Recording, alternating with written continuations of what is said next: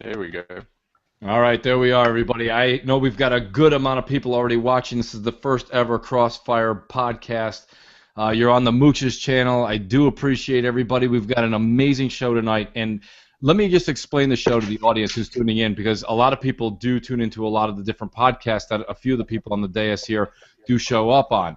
A lot of times you see strictly one version or strictly the other. This one here is predominantly Xbox. Let's keep that in mind. You're not going to get anything false. You're going to get the straight truth. But the one thing you will see on this podcast is interaction. You will see some sort of bickering back and forth, and it's because opinions do change and opinions do matter differently to different people. I specifically picked out a few different people that I know have very, very how do I put this, strict opinions on certain matters, and that's why I wanted them on here. First and foremost, Dreyer Smith, who is a Inner Circle freelance writer who always joins me on Twitter for the bickering, banter, and ridiculousness we have to deal with between the media and the usual fanboys that are out there that like to argue with us. Welcoming him here from South Africa at 1 a.m., by the way. That's dedication, too, people, all right?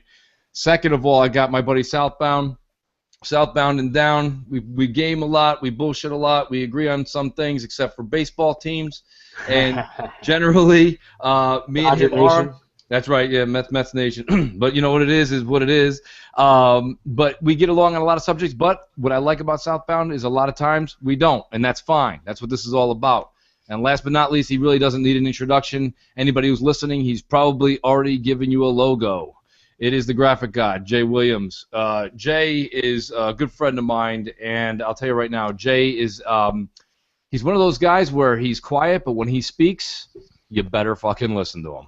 So basically, this is the show. I want to get started with a subject that I originally tweeted out to everybody. We're going to discuss Halo, but what I want to kind of get into a little bit more is the Call of Duty launch that went on today.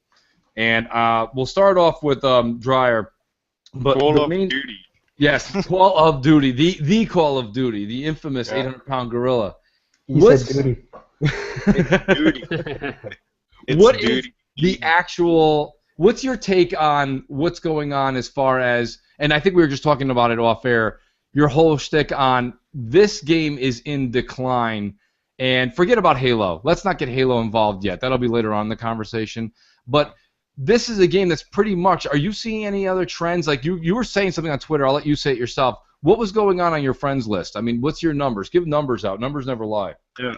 Yeah. Well, basically, so we all know that Call of Duty is like a big franchise on Xbox, and when I checked my friends list today, I checked how many friends had Call of Duty and how many had Halo 5. And like 17 had Call of Duty and 61 had Halo 5. And this was just up like 2 people in the last 24 hours. Like 2 extra people got Halo 5 in the last 24 hours and 17 people got Call of Duty. So I think based on that and the past decline of Call of Duty, I don't think this one will sell as much as Advanced Warfare or Black Ops 2 or I don't even know all of Well, them. I agree with you. No, because the whole thing behind it is this. You've got people don't seem to understand. Me and you were talking back and forth on Twitter earlier today, and people were attacking, but they don't understand. They go, yeah, but Mooch, it's going to sell big. It's going to sell big. Yeah, It is going to sell big, but not as big. I still think it's going to sell huge. I don't know. I have to disagree with you guys because Call of Duty is still Call of Duty. Whether it's the same old shtick, the same engine, the same storyline, whatever it is, it's still Call of Duty, and people are just used to buying it. It's a yearly, people are just it's a habit. Everybody everyone's gonna be on it for a month, and then they're gonna hate it for the rest of the year. And that's the trend with Call of Duty. Yeah, I think the last numbers we had for Call of Duty, like the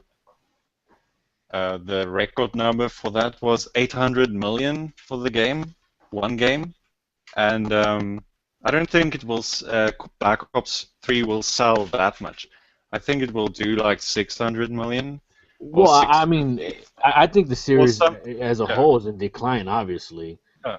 You know, but I still. But it think will it's- do more than Halo 5, obviously. But Oh yeah, not because as it's on much. two consoles, or And actually that's the argument that we constantly get is they're saying, well, it's always going to still be big. It's still going to be big. It's definitely going to be big, but you got to remember something. Nothing in life, never in anything in production does cost go down.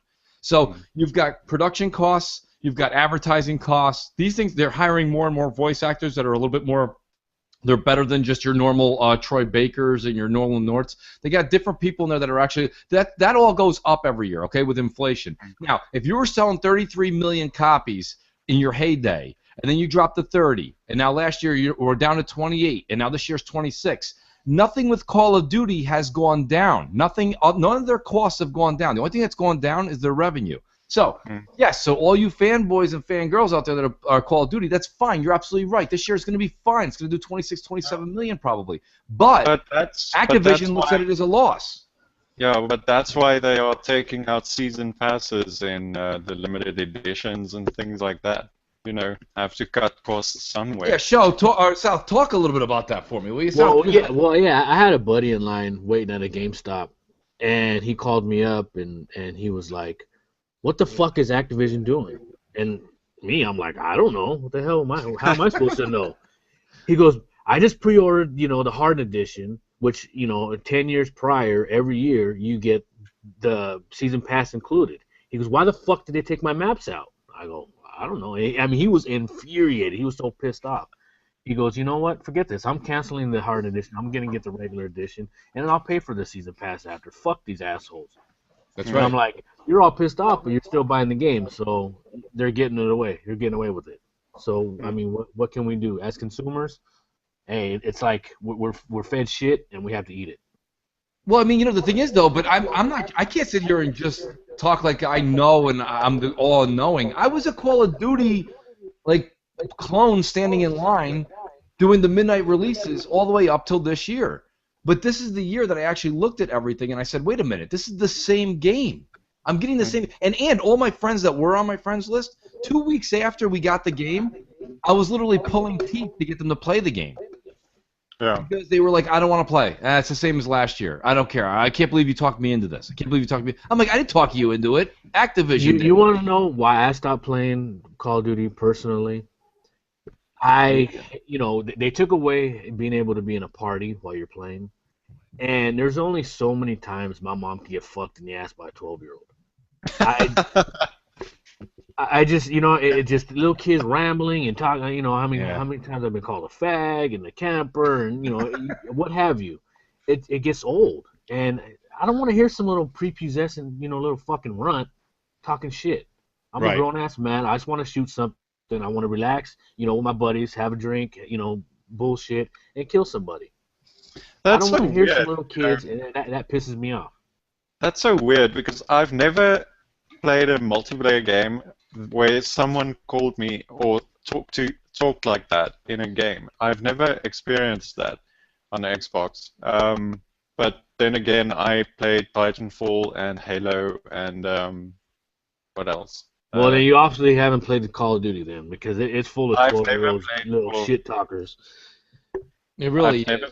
It's a younger group. I mean, whenever you see, listen, I'll tie this into something everyone just knows I'm chomping at the bit to get to. But, you proved it, South. I'm just going to go ahead and take it a step further. It's the youth, okay? The youth is kind of just like, all right, whatever it is, I'll take what's next or I'll take what my friends got. That's the same reason the PS4s are selling. The youth, the kids are going asking their parents, oh, my, little Jimmy got the PS4, I need a PS4.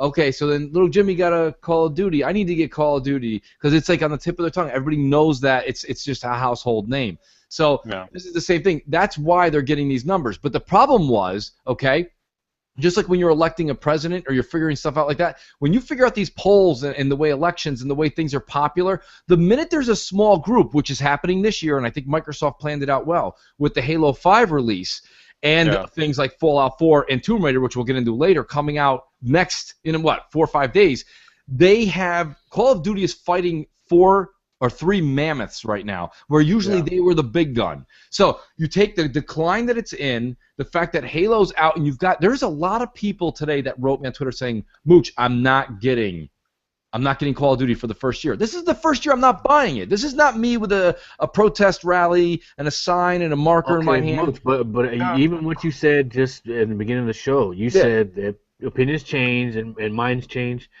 Take that exact same poll next week when their friends lists are full of Call of Duty. I bet you 50, maybe 80% of them. Well, you know what then, South? You know what? You're right. Time will tell. But if time tells me anything, because don't forget, I was a Call of Duty fan all the way up until just about a few months ago. Here's the thing.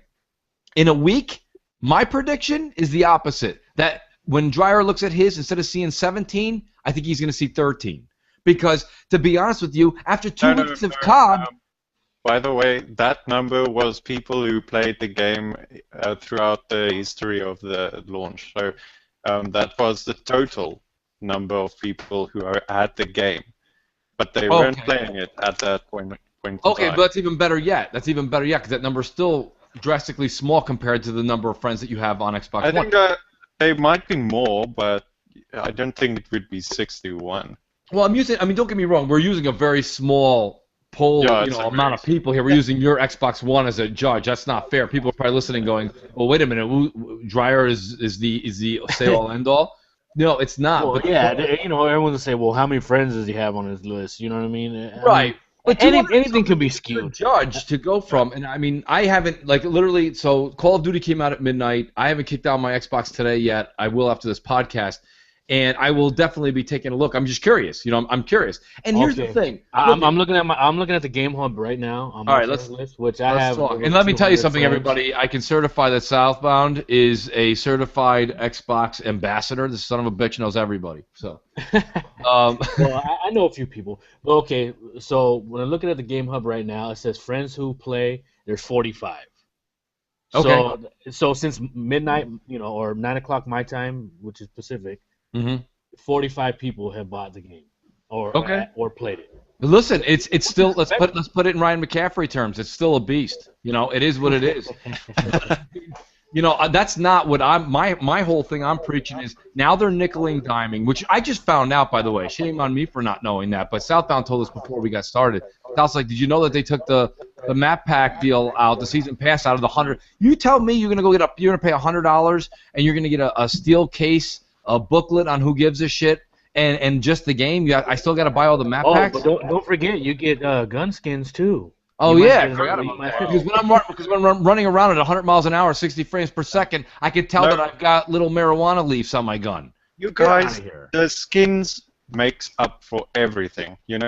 That's the thing we want. We want more weapon skins. That's all we want. We don't even want the game. Just give us the gun. Yeah, don't give me the game. Just give me skins and give my avatar a free hat.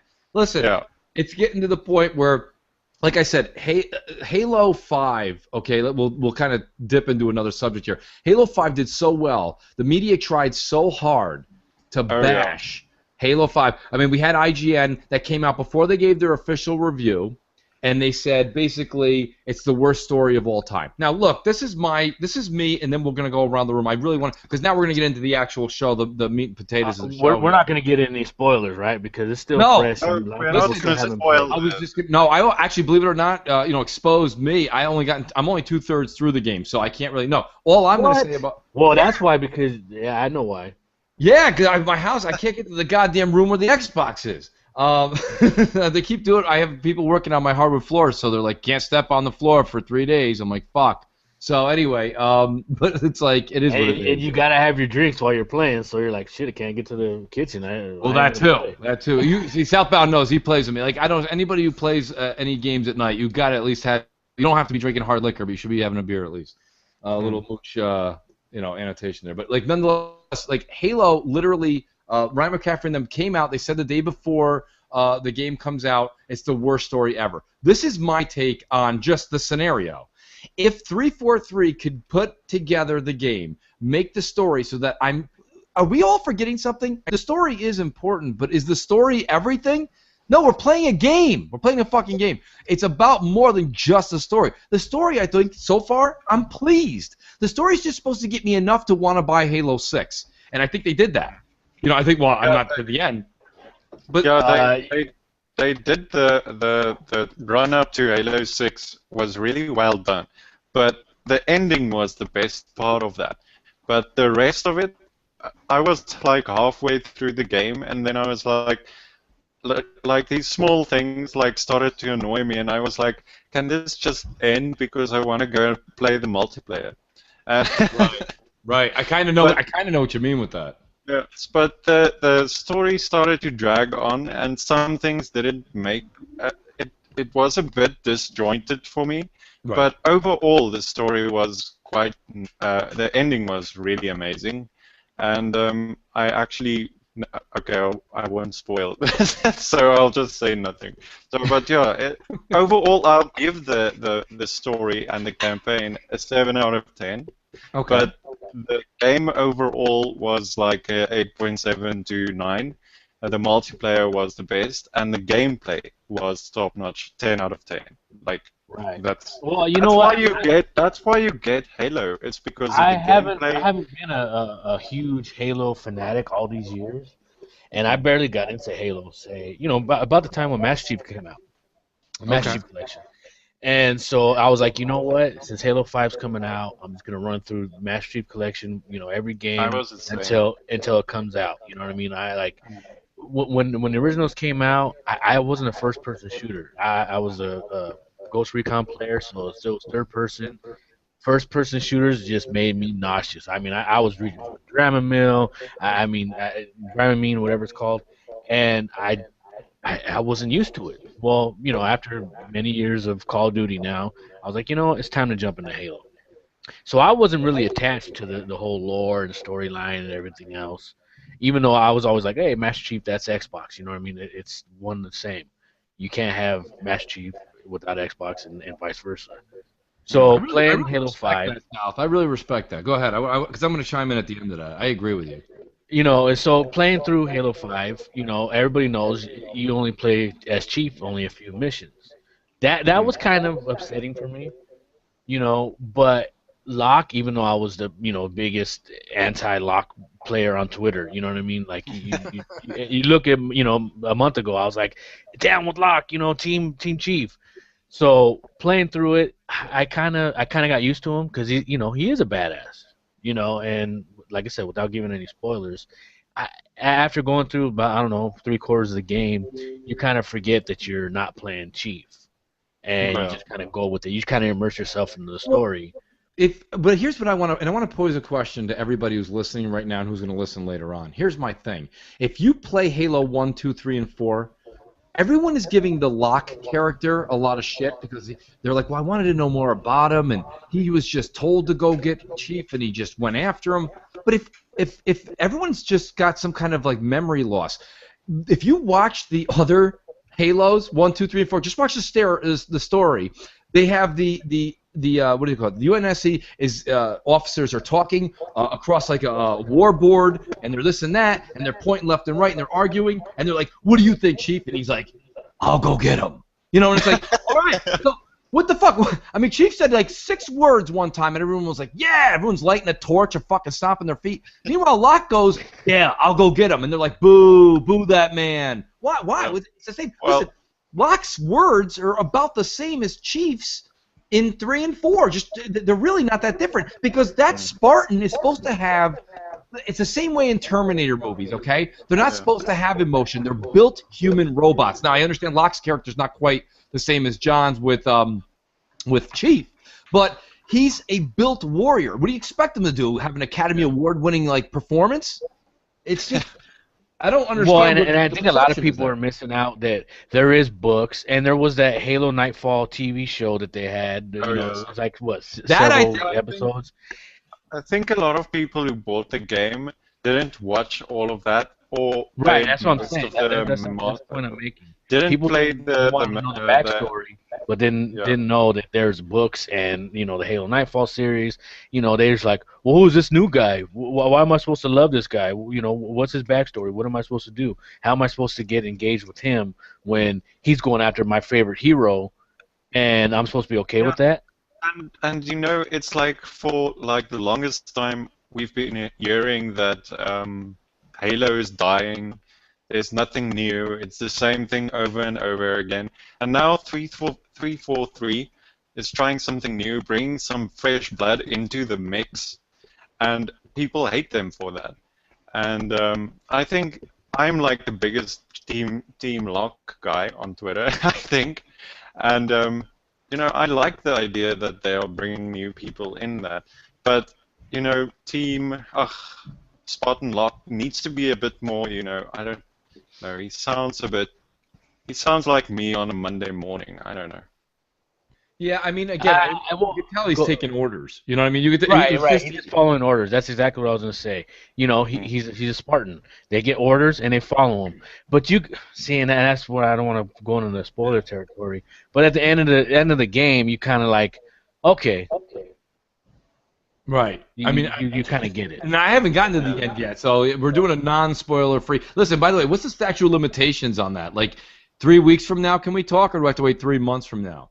You know what? And that's the funny thing, because I mean, if you just make one Google search, you'll know the whole story. So, well, that's true. It all depends on how far the spoiler territory. Let me do this, because I want to prompt Jay Williams. Jay, have you finished it, or are you right at the tail end, Jay? I'm on chapter 12. Okay, you're on chapter. What's your perception up till right now? Because you're a little ahead of me. I'm a big Halo fan from the beginning. I loved all the Halo games. And this story is no different. I'm enjoying it. I like playing Locke. It's same as anyone who's played Reach. If you can play other Spartans and you enjoyed that side of it, you didn't play Chief in Reach, but it was just as fun. The firefights were amazing. The ship battles were amazing. That's a great analogy. What can't you like about it? It's Halo. It is. It's Halo. You're immersed into the universe, right? I mean, so it is what it is. That's I have to say that the game is really easy on normal. Yeah. Have you tried Legendary? Oh my God! Legendary is almost like Legendary is brutal. It fucks you up. I finished the first 2 missions on Legendary, and then I had to review it, so I had to run through it. But when I went from Legendary to normal, I was like, "What is this? I'm just running through. I don't even kill the people. Like, my team is running around and they are doing their own thing." You know why? Because Bonnie Ross, who leads Halo, has a younger son. And this is my speculation. She has a young son, so she wants people who are, at a novice level to be able to run through the game, experience it without a challenge, because they are little kids, and that's why they made it, a teen game. So there's no gore, and it's a wider appeal for everybody. Well, they did go from whatever it was. I'm not going to say it was mature, but whatever the rating, I think it was a mature rating. They went from mature to teen, and what that does is, of course, that helps with sales, because then when a parent sees the T, they're more likely to buy it from possibly a younger group of younger folks. Yeah, that's a smart move, I think. Absolutely. Well, it's just like the movie industry. When you go from a PG-13 to an R-rated movie, you already know you're going to lose a bunch of revenue just on. You've got to have lost 35-40%. Right. Right. So it's what, the guys at Xbox, the marketing team, starting with Aaron Greenberg all the way down, they really knocked it out of the park with Halo. The weeks and days leading up to it. Right. I mean, it was everywhere. It was on your soccer game. It was on the TV. It was on football. Did you guys watch NASCAR. the Halo 5 live? Did you guys watch that on YouTube? Yes. No, I didn't watch it. Let me tell you, that was good. I was just photobombing.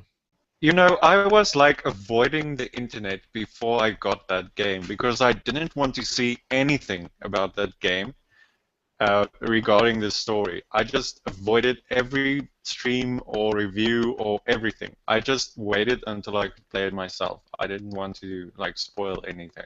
But they succeeded in what they were trying to do, because we were all chomping at the bit until the day it was released. You know what? When they first released that first commercial where Chief was dead, I mean, you had guys like Tim Dog all over Twitter. Chief can't be dead. Oh my God, it's ridiculous. What the fuck? Chief is not dead. Oh, please tell me. And he was tweeting at everybody. Oh, Chief better not be dead. And it really, Twitter was swept up in a tidal wave. We were actually doing a podcast. I was on the podcast with Tim. We were doing BGST when that happened, because it came out at 8:30 on a Sunday. That's right. And it was he's like Sunday Night Football. We're having a conversation about something completely different, and all of a sudden you hear Tim just jump in, and Tim's like, "Chief's dead." Chief's dead. And I'm like, oh no, I'm like, what the hell's going on? And he's like, he's dead, he's gone. And I was like, we had to calm Tim down a little bit. But it was hysterical. I mean, it was.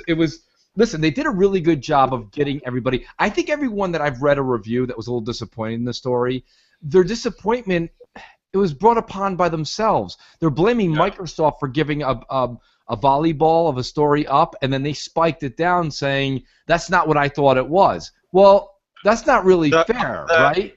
The Halo 5 was a victim of its own success, basically. The people were hyped up by everything, and then when it came out, they were like, what is this? This is not this. I have one negative thing to say about it, and I don't mean to cut you off, Dreher. The Hunt of Truth, I really, really love that little, tie-in to the story and everything. Yeah. My issue with it, there was really no connection to the Halo 5 storyline. Yeah, there was a blip, really, but I honestly thought it would have a bigger impact into the actual storyline of Halo 5. So I was like, what the fuck? I've been sitting here listening to this shit for a year, and there was no payoff. It's like one of the best marketing things they've done. Like that what's that thing? Rope-a-dope. When you definitely, yeah. It was definitely bait and switch. Bait and switch. Like keep everyone's attention on all of these things, and then we can finish the story and then surprise all of them. And then when they released the game, everyone was surprised, and that's why some people were disappointed by the story. I thought Hunt of Truth was amazing. Like, I was like, holy shit, I'm into it. I'm feeling it. I'm all right. Next week's coming out a new one, and then next thing you know, I play the game. And I'm like, okay, when am I gonna see how this ties in? The entry sequence, the first cutscene in the game, that's like the best part of the game, besides the ending. Well, see, myself personally, and you guys had said something, and I think I wanted to chime in earlier. I think it's the opposite. Do you remember the Nightfall series? Yeah. Oh yeah, I watched that. Well, I did too, and Locke was the star. Okay. Yeah. So everybody, the hardcore Halo people, watch that, right? If they're gonna read all the books and watch all the cartoons, they're gonna watch the movie or the anime or the TV show that Microsoft put together. They watched it. They saw Locke have this really strong part.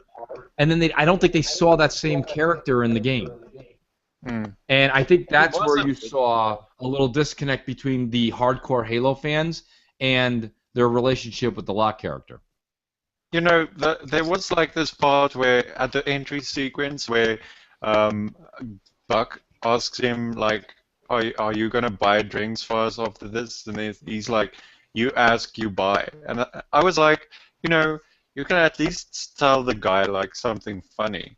You are like, well, or at least be the leader and say, I got this. You know what I mean? Like, yeah.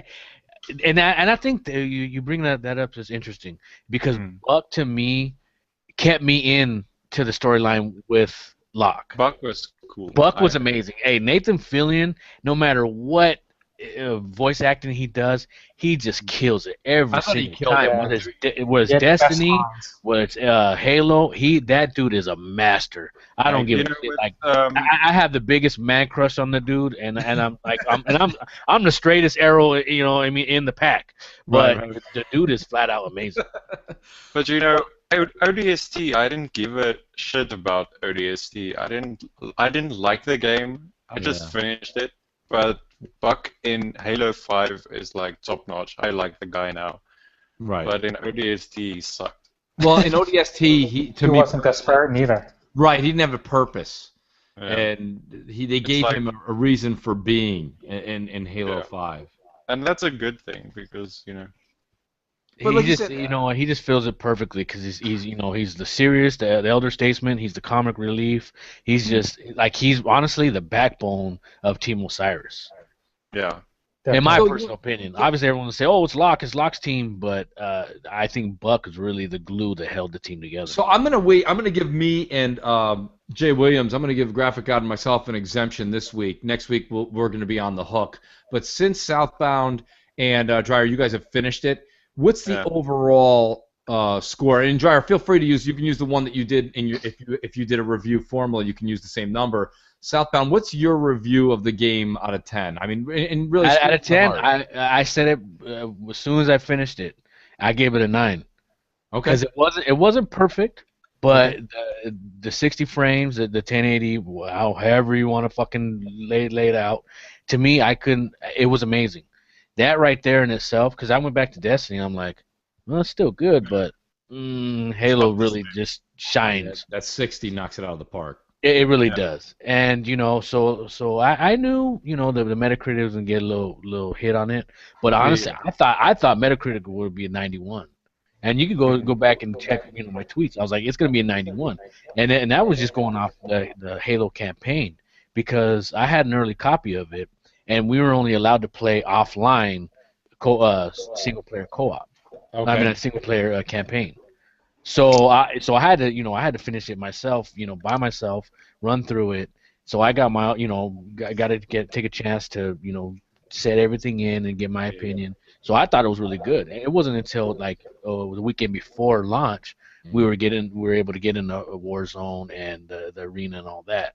So to me it was my favorite Halo campaign wise. What do you got, Dryer? Okay, well, I gave it a 8.7. But mainly because of the story was a bit jarring for me. Like most of it, I just wanted to run for it, and I have to say that I've only started playing Halo from the moment that the Master Chief Collection was released. I never played Halo before. Yeah, so I just started playing it when that came out. I finished Halo CE on Legendary, which was insane. And based on everything that I've played in the previous games and this one, I think there was the start was really fast, it was really great, and then towards the middle it was okay, let's do this, okay, what, and then the ending was bam, and then now I'm just super excited for Halo 6. And well, see, that's great, right? Because the only reason I interrupt you real quick is that I think is why 343 deserves a victory here. Because just like any kind of movie you watch, a movie that has an amazing beginning and an amazing end is usually when you walk out of the theater, you go, that shit was great. The middle of a lot of things kind of suck. Even some of the shit I love. Look at me, I'm 100% of the time. I've watched every Godfather 85 times. The middle of some of them suck. You know what I mean? The vegetables. Yeah, exactly. You know what I mean? You eat the meat at the end. That's what I'm saying. It's what it is, And I mean, there's nothing wrong with it. I think 343 succeeded in getting people to say, "Okay, I'm on board with you. Let's see what 6 has got coming." So wait. So you said you gave it an 8.75, which actually is very respectable, by the way. I think that's a fair score. It's a lot better than most other people gave it. Well, Metacritic can take their but that website and that whole ranking system to me is also trash. I mean, you've got a game like Bloodborne that came out for the PS4 and it scored well over 90. And of course, the fanboys just came out in drones and they all just because the Xbox guys, we don't take our time to go on there and give it a 0.1. Yeah, but you have to see with the same thing happened with what's that game called? Metal Gear Solid. I've heard people say when the game came out, everyone was super excited, giving it a 10 out of 10, and now people are disillusioned by the game now. It will never win Game of the Year. No, because nobody talks about that game anymore. No, because, you know why? Because I didn't finish the game myself, but everybody, even a long time huge fanatics that went through it, the first half of the game was amazing, just jaw-dropping. They were in love, just going all out for it. And the second half of the game, they were like, what the hell? It's not even finished. The game is just not finished. It seemed like it drug on, and then it was over. There was and I'm just going off what other people have told me. I haven't finished it myself. From people... Wait. I've played the free one on Games with Gold, the Ground Zeroes one. Yes. I played that and I finished it, which was 30 minutes. but I didn't want to play Metal Gear Solid because it's not. I don't like those games. They don't appeal to me. Just give me a Halo, give me a gun, give me some things to shoot, and I'm happy. Well, listen, I'm gonna give me, like I said, I'm gonna give me and Jay. We'll take the mics over again next week when we finish it, and we'll give our 2 cents. But what I want to talk about now, guys, and this is exciting, is I'm calling it the Xbox One Rebirth, and it happens basically next week. It starts, and that's with, of course, Halo 5's out already. Tomb Raider comes out, which is a big thing for the Xbox community. We get it first. We get a 12-month jump on the competition on getting a great game like that, which was also pretty much not it was produced, but it was also pretty much co-developed with Microsoft engineers in mind. Can I make a prediction? I think the new Rise of the Tomb Raider will score in the high 90s. Absolutely. Everybody that I know that's played it already it's saying it's damn good. Yeah, not just good or meh. They're saying damn good. So, I mean, the people that are saying that the first Tomb Raider that came out wasn't good didn't play it because it was amazing as well. I played that game, and I bought the game before it became free on Games with Gold, and I was like, so did I. Damn, couldn't I wait like a week? But I played the game, and it was worth it, so, Well, I mean, here's the thing, that you've got that. We've also got the announcement coming next week, next Thursday, about the minimum 100 games coming to backwards compatibility. The new UI drops next week. I mean, there's a lot. If you're an Xbox One owner, you've got to be excited right now because within the next 7 days, the console you currently have, you're getting a new one. You're getting a brand new one. You've got Halo 5, so if you've got that, of course, that remains the same. You're getting Tomb Raider. You're going to have 100 games. I'm sure you have 20 of those 100 already in your library, or that you can purchase for very cheap, right? Pretty much. Be able to put them in, use those games, start playing them. And I'm really excited for certain things. And maybe I'm getting my hopes up for no reason, but I'm really excited about Alan Wake possibly being on that list. If Alan Wake makes that list, I hope. Listen, I hope so. And if someone's got a leak, by all means, you can break that leak on the show because, or put it in the comments section here. Because I'll be honest with you, that's a game that right after I finish Tomb Raider, I'm going right into. I'm playing that game immediately. Just a huge Remedy fan. But I've never played it. But amazing. Neither have I. Yeah. To quote Iron Wolf, it was the most underrated game of last generation, which I totally agree with. That's a game that I think it's got with the possibility and the talk of Alan Wake 2. I mean, it's just that game right there, story, gameplay. I feel bad that I missed it. And I've talked to, who I actually watched? Someone that I actually look up to. If anyone's been following my channel at all, they know that I look up to this individual in gaming, is Adam Sessler.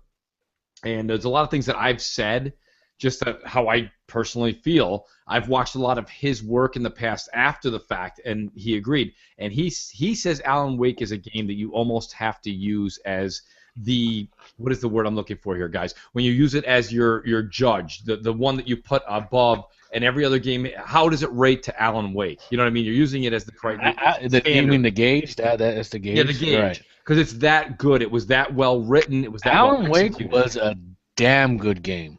Damn good game. It had the dark noir feel to it, and it also had the comedy into it too. So it was kind of like scary, but in case there were some little kids playing it, they also like the little smoke monsters or whatever you want to call them. They'd say stupid shit like omega-3s, eat a lot of fish oil. You know what I mean? So like it was just like you're just thinking like, what the hell are you trying to kill me with an axe? But what the hell you found? Like what the fuck? So it's kind of funny. So the game is really really good.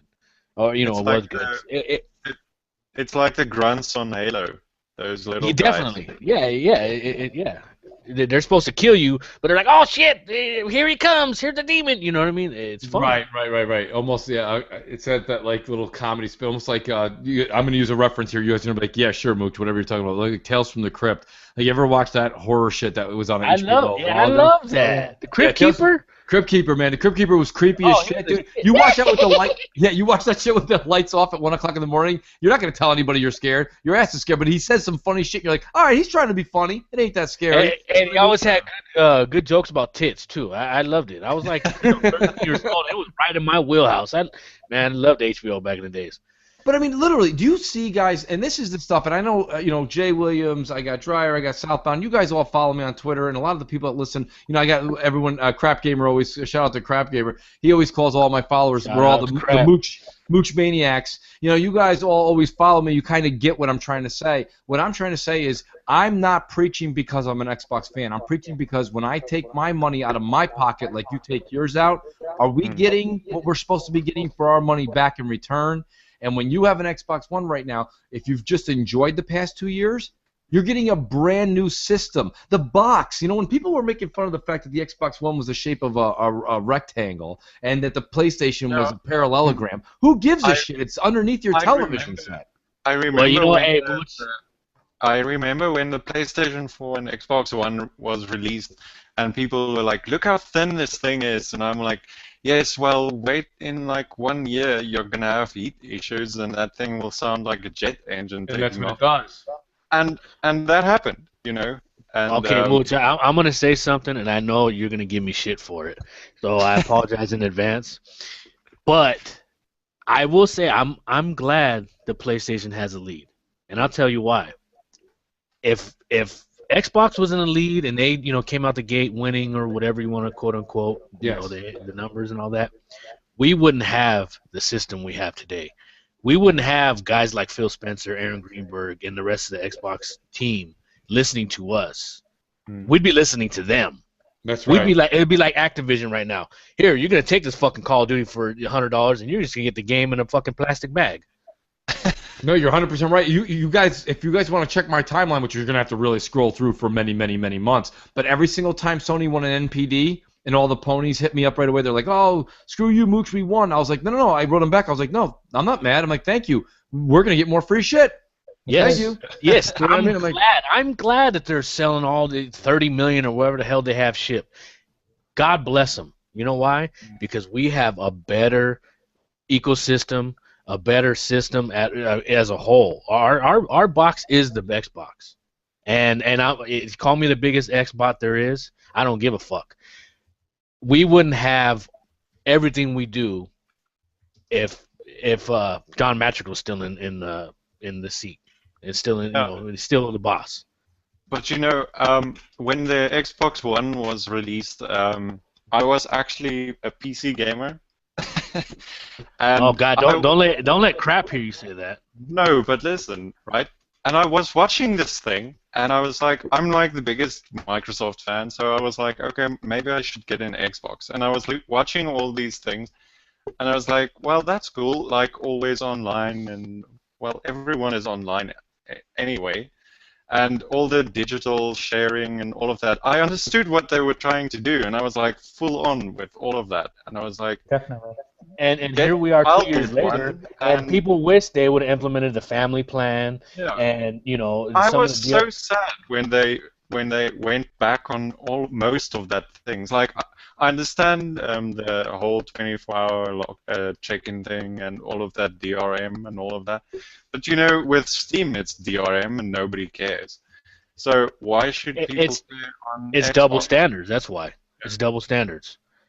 Everybody wants to fucking talk shit because a lot of these things that the Xbox came out without the gate and they wanted to implement, people scoffed at it. Oh my God, I can't believe they're gonna make us do that. But now you get these people here 2.5 years later, they're like, damn, I wish it would have had those features. Yeah, but I remember like when the Xbox One was released, Microsoft or someone said that the DRM and all of that was the publisher's idea, and they wanted that. Of course it was. I mean, that makes perfect sense, doesn't it? I mean, the publisher's the ones that make out. Yeah. But when the public shits on it, then it's like, oh, that was all Xbox. Oh, yeah. We had nothing to do with it. Our hands are clean. And the funniest thing is, now slowly, it's like you put a frog in a pot of water and like slowly cook it. Like, it doesn't even realize it's cooking. Like, they just, like with Need for Speed, Destiny, all games will be always online from now on. Yeah. Well, most of them. Yeah, the And number see, one game. anybody PS4 knows, Destiny. anybody has me on their friends list knows Yeah. I'm always on. My Xbox does not get turned off. So Yeah. that always online shit for me, I didn't bother. It didn't bother me one bit because anybody, like I said, anybody on my friends list knows that my Xbox does not turn off. I'm always online. Unless my internet takes a shit, then I'm not worried about it. I've been Because it's connected the to the future. internet since 1995. There you go, Jay. It's the future. talking about. And Microsoft was planning for that future, and everyone wanted to push that back because PlayStation didn't have it, or something. I don't know.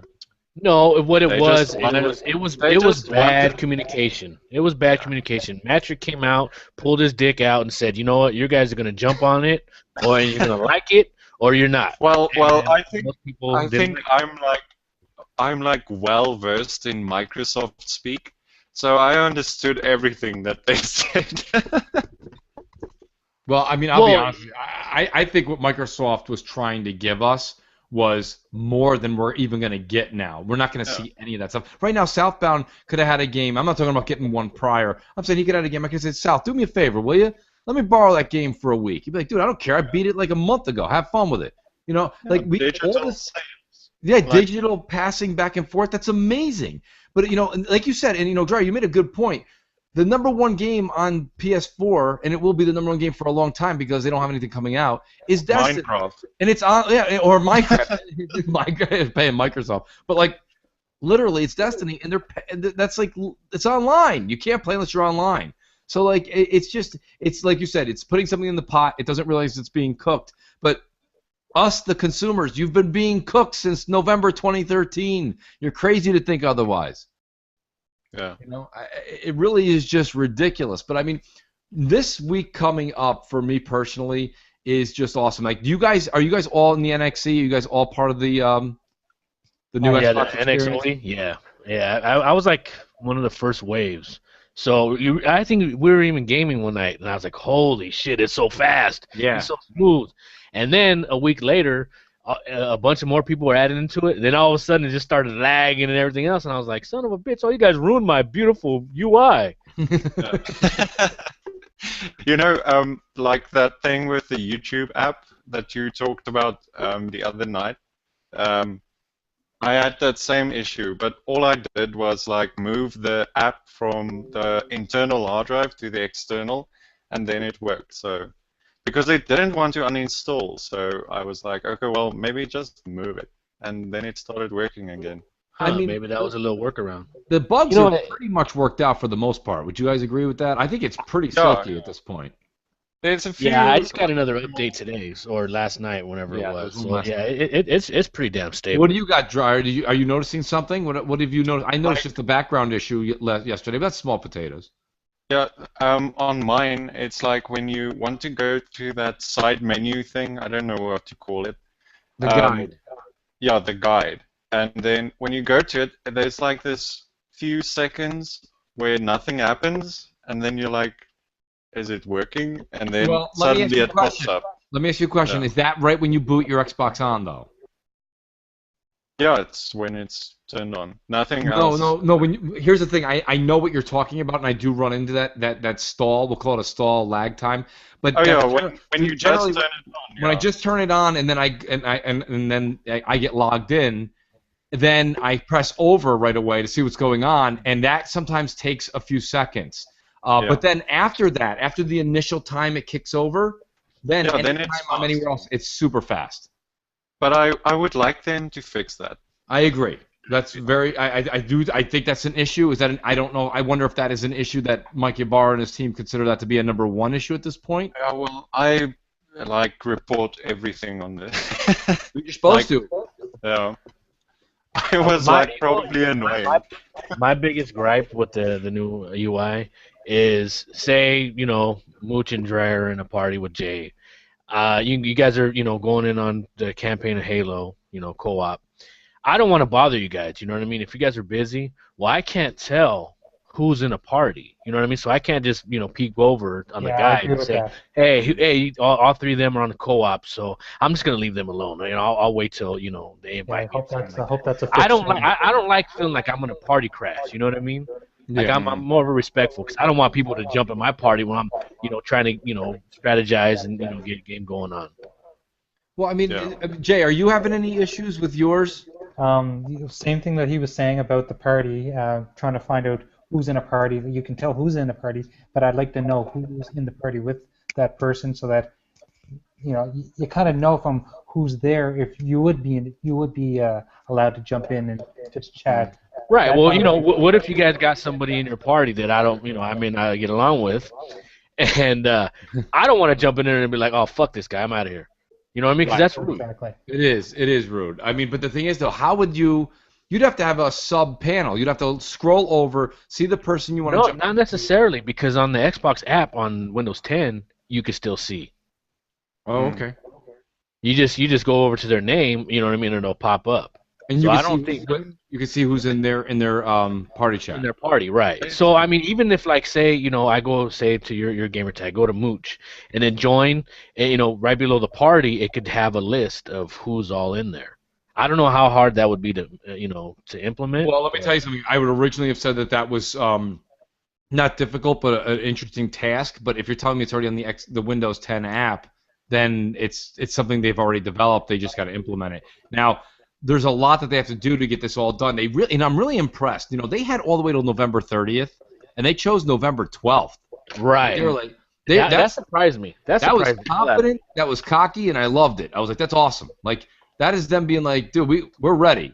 We're ready. We're good. So basically what they want to do is get this thing out at, well, let's just call a spade, okay, guys? We're going to get the basic standard level out that we're all used to having, and then starting in December and January, we're going to get back to the stuff that we were getting before, which was, hey, guess what's coming to the preview members next month? We're going to get this. Like, we all know we're going to get Cortana in December, the preview people. And then January, February, March, whatever it will be, everybody will get Cortana. And Cortana's a game changer, by the way. That's when your console is going to change again from next week. It'll change again indefinitely when that happens. Because once you can start to have a Cortana/Siri, whatever you're used to, having the ability to tell you who's online, make an appointment later. Like me and Southbound, we always say on Twitter we want to jam out later on a game. But the thing is, he's West Coast, I'm East Coast. So I forget sometimes. You're watching. Wouldn't it be nice to say, "Hey, Cortana, send me a memo or a reminder." To play with Mooch at 9:30 p.m. Right. Bang. All And, of a sudden it pops up. You still want me to? Or to have like an automatic invite to a party or something. Imagine that. That's a game changer. That's something that we all that want. would be amazing. And this is just stuff to where a lot of people are like, well, PlayStation got it right. They just made a gaming console. Listen, we just got done with a 10-year cycle of a gaming console where you just pop the disc in, play it, shut it off, and then put on Jeopardy. I want to watch my fucking Jeopardy and play a game. I want to know when Southbound is done watching his Dodger game so he can come over and jam out with us on Halo or whatever the fuck we're doing. Like, I like the interaction. I love that stuff. I'm much like you, Southbound. I don't have my Xbox on all day long. But the minute I come home, I pop that thing on, and I want people. Look, you can choose, just like in real life, who and who is not your friend. So if you don't want people to see you're on, unfriend them or just don't let them be favorites so they don't see when you pop on. Whatever it is, you have all these customizations and options. And it's better to have and not use than to not have it. Let's be honest, with that philosophy, if we'd all still have flip phones right now. That's right. Yeah. Hell yeah, I'd be in the corner rocking my Zach Morris phone. Like, what's up, Roller Nation? Or we would all still be playing cartridges or DOS on our PCs. I mean, I just can't fathom all the hate towards that. But I mean, I'm glad to hear that everybody's pretty excited about it. And actually, Dreyer, I'm actually really impressed that you say everything that you see a problem with, you report. That's the whole point of being in it. I've probably, since I've been part of the NXOE program, I've probably put in maybe 8 or 9, 10 at most. I'll say between 8 and 10 different issues. And the only reason I didn't put more was when I scroll through my Twitter and I see that 85 people are putting it in, sometimes I'm like, oh, all right, they're covering. Yeah, it. you don't want to overdo it. Yeah, it's well, like it's funny. Like the other night, you know. one of the preview builds, and I went from a game. I forget what it was, but my wife, wanted to watch TV, so she, of course, she went, "Hey, watch TV." Boom, it switched over, and all of a sudden, all the voices in the TV channel were like, blah, blah, blah, blah, blah. They sound like little mice. Oh shit! And so I was laughing my ass off. I'm giggling. I go, hold on, I need to take a video of this. So I took a video of it, and I put it on Twitter, and I added Mikey Barr, and I was like, I don't think this is supposed to, this ain't right. He got back at me within like 2 minutes. He goes, email me that video, tell me the build you have, your gamer tag, blah blah blah, everything. I mean, he was on it. He goes, all right, I passed it on to the team. Hopefully they're aware of this problem. They'll have it ironed out. I mean, he was on it. And I don't know if you guys follow Mikey Barr. Absolutely. He really don't get a lot of people back. Like he don't hit a lot of people back. Well, you say that, and I feel privileged. I've had multiple Twitter conversations with Mike, and I do feel he's one of the only people that always writes me back. But like, well, the funny thing is, I've met him in real life. You know what I mean? I've talked to him, face to face several times, and he still, chooses to. Well, I mean, I'm not saying he's ignoring me, but he gets hit up. He gets hit up so much. You know what I mean? And like it's like going to like Major Nelson. That dude. I mean. Honestly, if I had his popularity and as many messages and ads that he did, I'd want to fucking shoot my phone. Yeah, no, I mean, listen, Larry finally wrote to me. I wrote this tweet out the other day. Yes, I seen that. We talked about this last night. And it was funny because here's the thing. I wrote a tweet out that basically said AC Bongos and Larry Herb never write. I'm like, guys, you never write, like, who the hell am I, right? First of all, I'm not trying to say you should write me. I'm not saying that at all. But I'm like, shit, Phil Spencer's giving me a freaking like on a thing, and Mikey Barr is at least. I'm like, you guys are the I always look at them as like the VP guy, the PR guys. They're the guys that are always like, guess what's coming to Xbox, blah blah blah. You got the UK guy, and you've got the American guy. And I'm like, the two guys that are supposed to be the most in tune never write back anything to me unless it's like this very small group of people they know. So finally, AC Bongos writes me back, and he's like, that's not fair. He's like, I write back. I'm like, dude, I was just glad. He even wrote back and shit on me, but I was excited that he wrote back. I'm like, at least you wrote back. You answered my question. And then Larry Herb writes back, and he's like, oh, yeah. So I'm like, Larry, feel free to send me an invite. He's like, be Tim Dogs +1. I'm like, great, no problem. See you at the next event. I like Crown. I wish I could have doubled like that one because that was huge. Because Larry, if you meet him in real life, he is so like, say all of us are in a room together, and he's the loudest one. Well, no, he's not loud at all. He'll come walk up and say, "Hey, Mooch, how you doing? All right, yeah, all right, I'm Larry Herb, about here, boom." And like he literally tells about 5 seconds of conversation, and he's off to the next one. Yeah, his time. He's so used to being. Well, that's my whole point, South. He's really that's why I said he's the head PR guy. He's the politician. He's got to talk to a lot of fucking people. So I don't expect him to take time to talk to me. But I mean, like I said, it's just that like sometimes you just ask a yes or no question. He doesn't even have to answer it to me. A lot of people ask, and sometimes I just didn't see him getting back to anybody. But they did get back, and that was kind of cool. I got to say, that was awesome. Yeah, it really was. I was impressed when he was like, you could be Tim's +1. Yeah, I was or like, you should be Tim's +1. I was like, Tim's +1. I was like, thanks, Major. At least maybe he does at least see my now maybe if he could see that I answered his free code Friday and I get a Fallout 4 code, Major. That'd be right. But you and the other 500,000 people. Yeah, the other 7 million people. But like. Mine. I'm gonna switch subjects here a little bit and kind of get a little bit into I like what we did. We talked a little present, we talked a little bit of future, and now I'm gonna talk a little bit more about what's coming out next year. And this is where a lot of people that are probably listening have been waiting for us to get to, and that's where I think personally, I think it's just a matter of time before we see Sony get in a lot of trouble. And let me explain. Sony has now got next year's E3 will be the third E3 with this generation of consoles, and I think it's time for them to put up or shut up. And I said it before this year's E3. South, you're well aware of it. Jay's well aware of it. I haven't talked to Dryer much about it, but I said a lot of what they're going to do with this E3 before it happened. I said is they're going to put CGIs up. They're going to put all these glorious pictures up behind the producers to come out and talk about the game and the developers, but nothing is truly going to come to fruition for either ever or for a very long time. And next year, we are looking at 2016 being the year of the Uncharted 4. Fine. But now we hear things like Uncharted 4. Forget the 900p and the multiplayer and all the woes. Forget all the woes. Let's just pretend it's going to be great. You have the Uncharted 4 game that's going to be great. Let's just pretend, because let me tell you something. It's not going to be great. But it's got a lot. It's going to have a lot of problems, and I think it's the end of the series. But Sony's got to show something next year, because when E3 comes next year, they don't have the Uncharted to fall back on. Uncharted's coming out in March, quote unquote. So what are they going to show? They're going to show Horizon? Are they? I mean, do you guys agree with me? I think they're in trouble, and I think finally the public's going to call them out. I don't think they will, but they'll probably show Horizon, which I'm going to give them this and say maybe holiday 2016. And that'd be a miracle. Yeah, and if it's not delayed, and they give us a remastered of Killzone or something, and oh my God, it's terrible. And games like Detroit will not release next year. That dog thing, Lost Guardian. The dog. That's not going to come out next year. What's else? Oh, the bastardized version of GT. Yeah. That might come out next year. I don't know.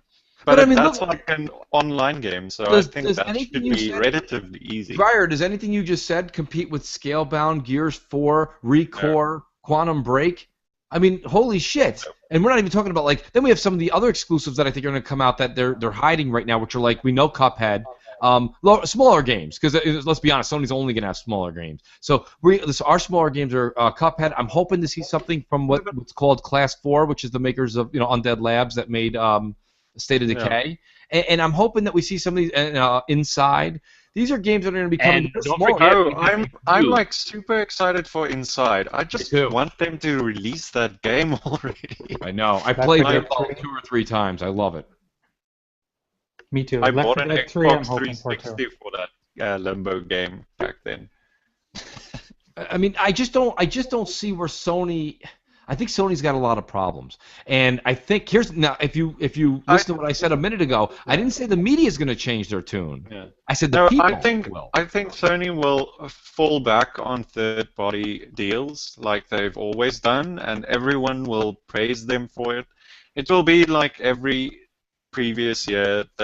It's like reality distortion field. It's like Japan, the fairyland where everything happens in your dream. You know what? I don't know. I think this generation, Sony's the darling, and no matter what they do, they'll never be accountable. They can take their biggest fan and shit in his mouth, and everyone would be standing around. And "Ooh, Rainbow Sherbet, I love it." Yeah. No, I mean, shout out to Jamie Moran, who's listening to the show, huge fan. Jamie just said, and how dare I forget, Halo Wars 2 is just the sprinkling on top of the cake. Literally, there's just what Phil wanted to do took time. Okay, you can't just take over a position. He's changed a lot of of course, the UI. He's changed the way that the machine handles the instant on, this and that. I'm talking about the instant on, but excuse me, the always on. He's changed a lot of the policies when he took over. Then he went ahead and he said, "I'm going to care more about games and first party." Well, that takes time, people. It's like you go to a fine restaurant, you're not going to get that amazing dish served to you in 5 minutes. You're going to be the ambiance is waiting the hour. So now I think a lot of Phil's plans are going to start coming out starting in spring of 2016, and they're just going to blossom. I mean, people were excited about 2015's lineup. Do you guys realize 2016? I mean, 2016 is going to blow 2015. We're going to forget about this year. And it's almost here. We're in November right now. 2016 is literally 2 months away. That's right.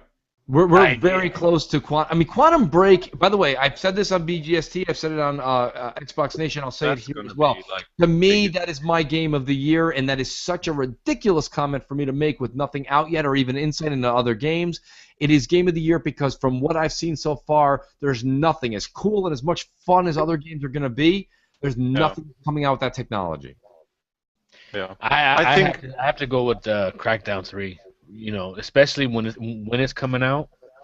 Well, you guys, tell me if you think I'm right here, South, and if you got a little inside note, feel free to yell at me. But I think Crackdown 3 is going to be 2017, and they can do that. They can do it. No, well, you know what? It probably will be delayed.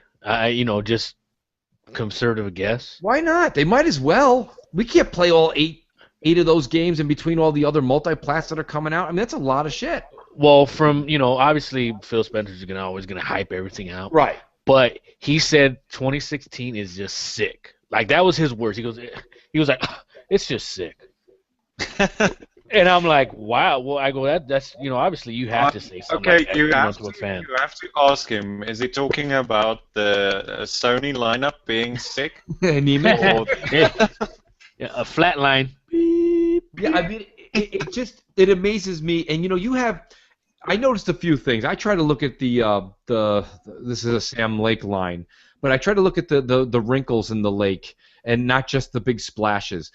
Just before Halo 5 came out the week before was when that Sony executive came out and made a comment, something along the lines, I'm not quoting him, but it was very close to the fact of something like Sony PS4 may come out with a new console in a year or so that's got a stronger chipset in it or something. Dude, that's bullshit. That was just a bunch of You mean the crock of shit. PS4 4.5 or whatever. The 4.5 was going to have a slightly better GPU to be able to handle the 1080p 60 FPS. These sons of bitches promised 120 frames per second on the PS3. They constantly keep lying, and that's why I do this show. That's why I go on other shows. I try and make it so that everybody can at least understand. You don't have to believe me, but at least think about what I'm saying. They're full of shit. Don't buy into what they're saying to you. You're not getting anything. This generation and next generation is going to be multi-plats and promises. I think the same people who believe that story probably believe that Halo 5 sold less than 1 million copies. Yeah. And the $400 million came from a black hole. Well, that's what I was saying. I got into a conversation, and Dreyer, you were a part of it for a small bit of it. You guys may have seen. I got into this discussion with this guy who's an Xbox guy, too. It's the part that kills me is when I have to argue with Xbox people, and they were saying to me that, they were saying, I'm actually very concerned that Xbox is going to lose this holiday. I say this with the utmost confidence. There's no way in God's green earth that Xbox loses NPD console-wise. Forget software. Software is out of the NPD realm now with digital sales being so high, but Xbox will not lose console sales October, November, December. They killed October. Okay, the numbers are just staggering. We're not going to get into the math equations I was doing on Twitter because a lot of people that are listening also follow me on Twitter. You already saw my math work. Like, whether you tweak the console number left or right, the console sales, Dreyer, and you chimed in, and I liked what you said. Even if we settle at 4 million copies of the game sold, and we say 250,000 consoles, the closest Sony has gotten in the past 12 months, except for the first, not the Destiny Taken King, but the first Destiny was, they said, round close to 400,000 or 500,000 consoles. But after that, the closest they've ever really gotten was like around 180 or something. They're nowhere near 250, 300, and that's just from that 1 week. That's not including all the Xbox ones that were bought the week and the week before that, the week before that. You have to remember that's just limited edition Halo consoles. Right. That's not bundles for the standard console with a Halo copy. That's something that the retailers do. The Halo limited edition console is the ones they counted. Correct. And, that's the hardware they were talking about. So if someone wants to tell me that they sold like 800,000 of those, even if you say that, the Halo sold more than 2 million copies. That's right. Yeah, well, my guesstimation was like at least 3 million copies, because you don't get that big, huge number off just controllers and consoles. Stickers. Yeah, it's what it is, dude. I'm telling you right now, there's a lot of packs. consoles. Everyone's like, oh, it's microtransactions. No, it's not.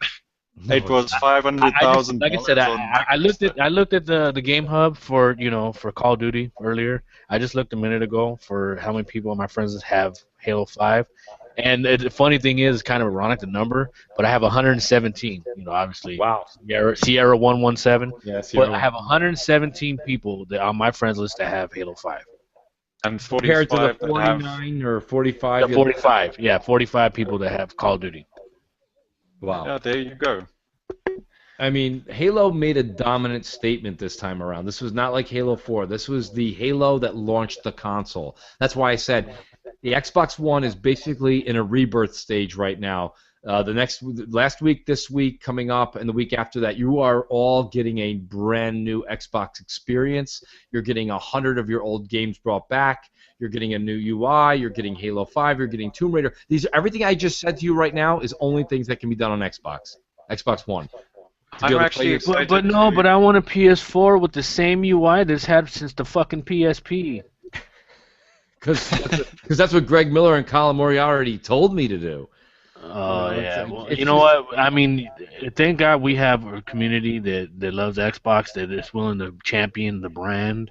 And a lot of these douchebags that get paid, millions of dollars a year to just pimp Sony, it's kind of ridiculous. We need that for us. Right, Yeah. and I'll tell you something, that's what I like about the guys that are on this panel, the guys that I do BGST with, and the guys that I do Xbox Nation with, is that what you guys got to understand is this. When it's time to really hit the gloom and doom button, we will hit the gloom and doom. But when you are actually at a peak of performance, which is what we're at right now, when I was on Twitter and I'm seeing these people being like, well, we're probably still going to lose an NPD in November because there is a Darth Vader sticker on this Battlefront BS. Come on, dude. Like, give some respect to the company. There's no way that PS4 Battlefront is on Xbox One. But They're not going to steal let that me many ask you consoles. something. Let me ask you something. What do you got? Who gives a fuck if we lose MPD? It doesn't matter.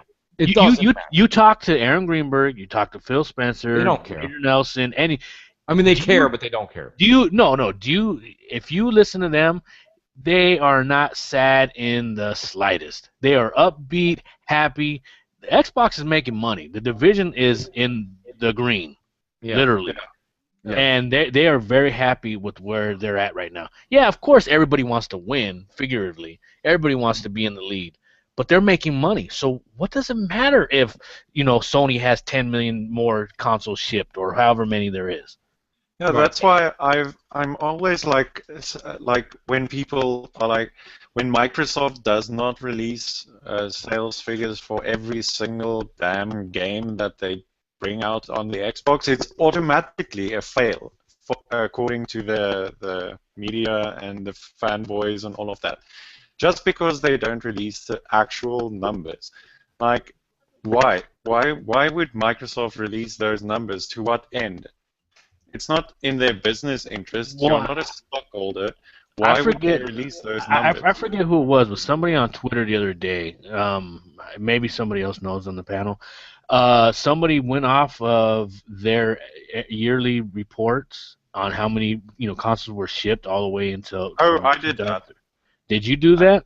No, I and they pretty much guesstimated, adding from all these, the reports, that Xbox One has shipped about 24 million. So that was Dreyer. Okay, it was Dreyer? Okay, cool. Well, you did a good job. Because Sony's putting out there that they have 29, 30 million, and you put out that it's 24 million. That's only, what, 4 or 5 million? Well, no, it's million. Yeah, but remember But that's it's not it's 2 to 1 that everybody. It includes some 360 figures, though. Oh, it does? Okay. But based on that, I would say the Xbox One is at 17 to 18 right now, and after this holiday, it would pass 20 to 21, based on last year's figures for the Xbox One. So yeah. But Sony comes out with these rough figures. There's nothing that actually. There's also pictures that people keep posting in different warehouses. Sony's saying shipped now. They're not saying sold anymore. They're saying shipped. Because nobody knows. They always say that. Right. That's don't get me not wrong. sold. That's shipped. Don't get me wrong. Just because I ship a million copies of my autograph doesn't mean anybody's going to buy it. Right, there's two parts to this, okay? When you say shipped, Sony technically can count that as far as they're concerned as sold, because they're not going to get it returned to them. So it is shipped, it counts as sold for them. But when you look at a warehouse that's holding on to like 20,000 of them, and they're not being sold, those numbers, and they're all over the place. They're shipping them out. They're making them fast. They're shipping them out, and they want to pump these numbers. Remember, Sony has to do this dog and pony show. They have to do the smoke and mirrors. The smoke and mirrors are, we're selling. If they stop telling people they've sold and they're not shipping anymore, like all of a sudden Xbox numbers, like right now, realistically, I'll tell you right now, I think if you want to talk about sold, which doesn't matter, and this isn't the Sony numbers, it's just realistically, we're probably somewhere, like Dreyer said, we're probably somewhere between like 25, 26 to 18. That's the way I look at it. Kind of like that number, you know. Yeah, I think the last quarter's shipped numbers for Sony is what they shipped out to retailers and distributors. Those haven't gotten to the retailers yet, so I don't think those are sold. They're in the middle of the Pacific Ocean on a boat, waiting to be unloaded into a dock. Yeah. Right. Pretty much. You know what I mean? It's like, I don't know. But I think the Sony PlayStation is at 25 and the Xbox One is at 17 or 18. Between those two. And you know, listen, at the end of this, and you know, I can't be wrong. Separated by a couple of million. Who cares? Yeah. Well, you know, I can't be wrong. You know, you said it a few times. Yeah. Right. As Xbox fans, we need to go about and buy Fallout 4. We need to go buy Tomb Raider. We need to buy Halo. As fans, we need to support our brand. Yeah, it's not about console sales. It's about the physical copies of the games. That's where the bread and butter is. It's not the consoles. They probably make $10 on each console. It's the games where they make their money. I'm not buying Fallout, but I'm definitely buying Tomb Raider. Well, a buddy of mine, he gave me a game here, I don't know, a few months ago, and I was like, no, you know, even though I got it free, I'm still gonna go buy the game and I'll give it away or whatever. And it's like, no, don't buy that. I gave it to you. Go buy something else. He said, support the ecosystem as a whole, not just, you know, the game, you know, that I gave you or I'm working on. Buy something that's, you know, for the whole ecosystem, Xbox as a whole. And that kind of resonated with me. Right. Yeah, I was in the store the other day and I saw a copy of Sunset Overdrive, and I bought the game digital, so I have it, and I was like, I want a physical copy, so I want to buy. You want to know something funny? I bought 5 copies of Sunset Overdrive. I love that game. I bought it for several different friends. You know, I bought the physical and the digital because if I love a game, I'll buy it digital also because normally the box art is so cool. Well, the game itself was amazing. That was my game of the year last year. It was an amazing game, and I find that anytime if I just throw it in, I just get lost in the city for hours. I don't care what I'm doing, I just play, and that's what kind of game it is. It's just so much fun just to like play in the sandbox. It's amazing. Yeah. That's what gaming is all about, fun. Exactly. Well, last year's game of the year for me was Shadow of Mordor. Great. I was actually surprised that I liked the game. You know what happens at the age that I'm at, and you know, a lot of the guys that are on this panel, I think we're all in the same kind of group, is that when you miss a game, like I missed Shadow of Mordor, and everyone told me it was so good, but then other things came out and time moves on, and I don't ever get a chance to go back to them. Now, Dreyer, you just said a second ago, you're like, well, I'm going to get Tomb Raider, which I'm buying Tomb Raider. Actually, I'm getting Tomb Raider. I'm pre-ordering it as we speak tonight.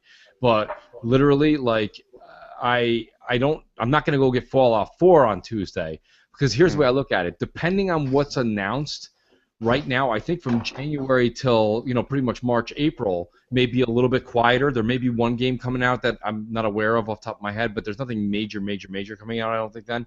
That would be a really good time to nuzzle in and play Fallout 4 from, like, you know, playing January and February. You know, it's cold. Where I'm from, it's cold and snow and freezing. I'll just get The Witcher because I haven't gotten that yet. Well, if you start The Witcher now, Dreyer, when you retire from your job for life, you'll be at 60% through. I've got almost 70 hours into that game, and I've got 9 achievements. I got to the Griffin and I gave up. That's a sad day. I bought before because I was so hyped for The Witcher. So I was like, okay, well, let's start from the beginning. So I bought the game on Steam, and I played the game. And after I didn't even finish the game because it was so tiring. And then I was like, oh, fuck it, I'm not gonna do this. I'll get it sometime. That's how I felt about Fallout 1. I'm afraid if I buy Fallout, not Fallout, the last Fallout that came out. I bought it for $360. I played it for an hour, got bored, got to the first city. It's been sitting on my shelf ever since. So I wouldn't go out and buy Fallout 5 because of that reason. It's like Skyrim for me. I remember Skyrim on the 360. I tried to play it. I found myself 5 hours later, like in a cave somewhere, looking through all the mushrooms I've collected, and then I was like, okay, well, that's it. Yeah, I mean, there's just certain games, and here's the thing: I like to at least finish games to completion. I'm not an achievement whore. I don't need to get 100% of the achievements. Yeah. Whatever you get. But I like to finish them, and that's why The Witcher, Dryer. My only recommendation with you with The Witcher is just think about it, because you're never gonna finish the thing. And then when you do finish it, the DLC is as long as Witcher 2. So as soon as you're done, you're like, hey, let me just start all over again. Like literally, you'll have grandkids. So Yeah, like, I hate games that are that long. Gee. they're too long, man. I mean, it's just a little too much, I don't know. That's why I like Halo. It's like you can, like with Halo CE Legendary, I played that for like a month to get through it, just because it's so difficult, and that's not even as long as The Witcher. It's just for me personally. I just think that like Fallout 4, I think is a game. Well, tell me, do you guys think Fallout 4 is gonna have the same longevity that Witcher 3 has? It's gonna be more. It's Fallout gonna be 4. I'm playing it right now. And it's just massive. Literally, I have it paused right now. So Can you talk about it, or it's not? You can't. Well, I can. I just don't want nobody to be pissed off at me. Okay, that's fine. All I'm gonna say is it's huge. Generic. Be generic. It's huge. Can I make a prediction? I'm gonna say that Fallout 4 will sell more than Call of Duty Black Ops 3. Wow. Wait, I'm really? gonna You go know out- what? Yeah. Listen, Dryer, great prediction. I said it months and months ago. But I'll give you the nod there. Literally, I said the same thing. Microsoft is genius. Did it work out a little ill will that Tomb Raider and Fallout came on the same day and they both have the rights to the advertising? No, that kind of sucks a little for them. But in the long run, right after Fallout 4, there's a drought of AAA games until next year, middle in the spring. So you've got some time there. And my whole point with that is Microsoft's going to scoop up the benefits of both of these. I think Fallout 4 is going to. I did not think really about the Call of Duty number, but I do think it's going to be. It's going to be up more there. popular than Call of Duty. It's going to be the best multi-plat, I think, sold of the year. Yeah. That's the way I look at it. I Easily. think it'll be the high. And so Microsoft's going to lock that down with their rights to sell first, and they got the bundle, and you get Fallout 3 with it. I mean, it's a really, really good it's a good holiday for Microsoft, no matter how you look at it. That's why when people are like, well, I'm not really sure, there is a Star Wars sticker on the one. No, shut up, it's not happening. PlayStation's not going to pull this one out of their ass. Battlefront will only be popular on Xbox One because it's free on EA Access. That's the only reason we won't even buy the game. No. Like Crap Gamer will buy it, I think. That's one. But I mean, it really is. I just think that in the long run, it's going to be a hell of a year for Microsoft. I do want to say this much: we have ran a little over what I wanted to do, and I appreciate a Dryer over in South Africa. What time is it right now out there? Yeah, I appreciate that, buddy. I know it's real late for you. 2. What time is it? 2:30. Almost 2 o'clock in the morning. No, 2:30. Oh, 2:30, my fault. Holy crap. My God almighty. It is, so Dryer, it's awesome. We're going to keep doing these on Fridays. I want to get read the comment section, see what's going on, see what you guys want. Send in some subjects, topics you want us to discuss. We're always going to talk about what's hot and what's pressing. And I've already got, as we were doing this show, I just got 2 people that have fairly large YouTube channels write me and say that they couldn't make tonight, but they will be joining us in the future for Crossfire. And next week, trust me, there's going to be a lot of crossfiring going on because the subjects that are going to come up, we're going to hear a lot of, there's going to be a lot of shit thrown back and forth, and that's good because that's what this show's all about, and we want to hear that from the audience as well. So without further ado, you know what, Mooch? Hey, yeah, thank you, brother, for having me. Absolutely, man. You kidding me? To be able to sit there and spit my my spew and everything else, I appreciate it. And if anybody's sitting there listening for us, hey, thank you very much. I appreciate it. You can follow me. His little shameless plug. Follow me, Southbound 110 at. I'm always willing to answer any questions, whatever. You want to bitch about something? Hey, hit me up too. Whatever, it's all good. We were on almost 100 people watching us live, so I want to say thank you to all those people. That was thank you. It's our first show. I just want to say that if anyone's interested, TIC the Inner Circle will be interviewing Mike Ibarra shortly. So you can just send your questions and everything to TIC_podcast, and they will ask him all your questions. So Very cool. that's all I need to say. And just visit the website. Give me the hits. Mike Ibarra's going to look down. We'll definitely, we'll all retweet you and we'll all, watch it or read it, whatever it is. We love Ibarra, even though he don't love some of us. But Jay, I'm a big fan of the dude. You know what I mean? He's a rock star at Xbox. You know what I mean? And he's making a difference for all of us. If you're an Xbox fan, he's doing his job for you. And how could you not respect that? No, Mike Ibarra is a class act. The dude's got one of the hardest jobs in Xbox, as far as I'm concerned, coming from the engineering side. I like him. He throws in like these little spanners, like in the gears of the pony. Yes. And he throws jabs out there. He's one of the only guys that throw jabs. Him and Kudo throw jabs, and that's why I respect those guys. Yeah. You gotta, they get shit thrown at them. Sometimes you gotta put your shields up and throw it back. And last but not least, I do want to say, Graphic God, give yourself a shameless plug. We all wouldn't be looking as good on the internet if it wasn't for you.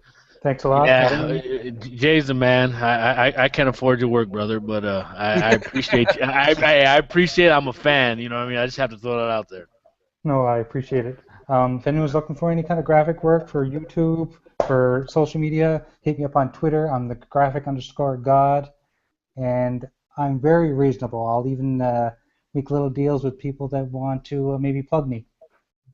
Very cool. Very cool. No, this has been a great first show. I want to thank the audience, thank everybody on the dais, the panel here, and we will see you guys next week on Crossfire. Thank you very much. You guys